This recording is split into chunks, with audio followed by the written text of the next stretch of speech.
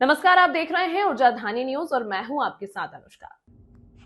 जिले में ललितपुर सिंगरौली रेल परियोजना के लिए अधिग्रहण का कार्य शुरू है, जिसमें निजी भूमियों के मुआवजे का भुगतान हो रहा है। इसी अधिग्रहण में छीवा निवासी चित्रसेन वगैरह की जमीन पर सहमति से उनके रिश्तेदार दुर्गा शंकर का मकान बना है और उसी के बदले का मुआवजा दुर्गा शंकर को दिया गया था, जिसके खिलाफ चित्रसेन ने उच्च न्यायालय में याचिका दायर की थी, जिस पर सिंगल बेंच के न्यायाधीश विवेक अग्रवाल द्वारा कलेक्टर सिंगरौली को पैसा वापस कराने का निर्देश दिया था, जिस पर कलेक्टर सिंगरौली द्वारा दुर्गा शंकर की निजी जमीन को कुर्की करने आदेश जारी किया था, जिस पर दुर्गा शंकर के अधिवक्ता ब्रह्मोन्द्र पाठक द्वारा उक्त आदेश को डबल बेंच में चुनौती दी गई, जिस पर सुनवाई कर डबल बेंच के न्यायाधीश गणों द्वारा सिंगल बेंच के आदेश को निरस्त करते हुए उचित प्राधिकरण में जाने का निर्देश दिया है। सिंगल बेंच के उक्त आदेश के निरस्त होने के ऐतिहासिक फैसले के बाद कई हितग्राहियों ने राहत की सांस ली है। कि मुआवजे के लिए आपने रिट अपील फाइल की थी एमपी हाई कोर्ट में, उसका क्या प्रकरण है? दरअसल सिंगरौली जिले में ललितपुर सिंगरौली रेलवे लाइन के भू अधिग्रहण के मामले में जुलाई 2020 में अवार्ड पारित हुआ था और उसमें भू अर्जन में भूमि और परिसंपत्तियों का अवार्ड डिफरेंट लोगों के नाम से जिनका था उनका दिया गया था। उस पे एक मामला ग्राम छीवा का है, जिसमें चित्रसेन द्विवेदी ने याचिका प्रस्तुत की थी कि उनके जमीन पर बने हुए मकान का मुआवजा दुर्गा शंकर द्विवेदी को दे दिया गया है, जो उनसे रकम रिकवर करके हमको दिलाई जाए। रिट याचिका लंबित थी, जिसपे दुर्गा शंकर द्विवेदी के तरफ से अभी कोई रिप्रेजेंटेशन नहीं था।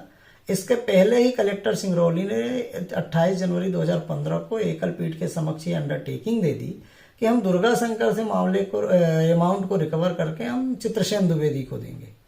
चूंकि उस अंडरटेकिंग के आधार पर तहसीलदार देवसन ने रिकवरी और कुर्की का आदेश जारी कर दिया था, जिससे दुर्गा शंकर को नुकसान हो रहा था, तो उनके द्वारा मेरे माध्यम से रिट अपील फाइल की गई थी, जिसकी सुनवाई 24 फरवरी 2025 को माननीय मुख्य न्यायाधीश एवं विवेक जैन न्यायाधीश महोदय के समक्ष हुई है, जिसपे मेरे द्वारा यह बात उठाई गई थी कि चूंकि याचिका का अभी निराकरण ही नहीं हुआ है, तो ऐसी स्थिति में इस तरीके की अंडरटेकिंग अपने आप में कानूनी रूप से परमिसिबल नहीं है।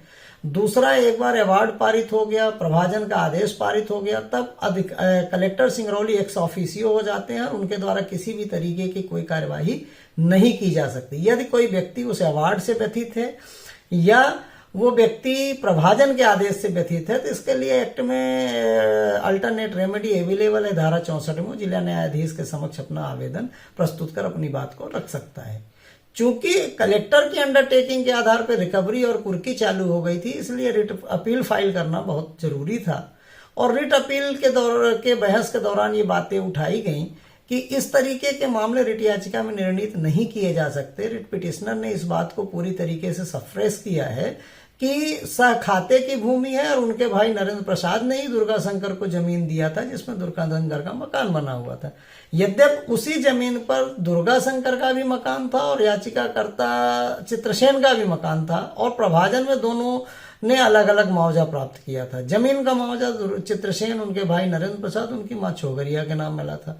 तो यहाँ कहीं किसी तरीके का डिस्प्यूट ही नहीं था। जिसकी जमीन थी उसका मुआवजा उसको मिला, जिसकी परिसंपत्ति थी पूरी प्रक्रिया को कंप्लीट करने के बाद प्रशासन ने उनके खाते में परिसंपत्ति का मुआवजा दिया। 3 साल बाद दुर्गा शंकर का अपने भाई से डिस्प्यूट होने के कारण उन्होंने रिट याचिका फाइल की और कहा कि मकान का भी मुआवजा मुझे मिलना चाहिए। खबरों में फिलहाल इतना ही। बने रहें ऊर्जा धानी न्यूज के साथ।